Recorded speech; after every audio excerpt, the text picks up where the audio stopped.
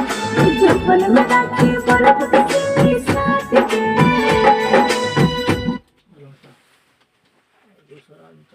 आई तनी देख ले चालू कर दो कूलर एसी बंद करा दरवाजा दरवाजा बहिया ले ला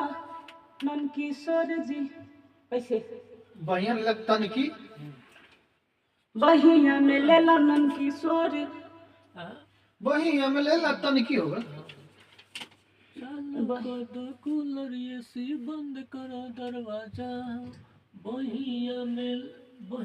लेला नंद किशोर जी हो तब बेचैनी ज्यादा दरवाजा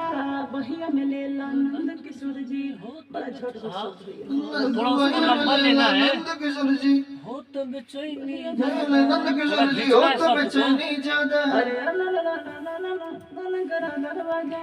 बहिया में ले ला हो तब बेचैनी ज्यादा हाँ जी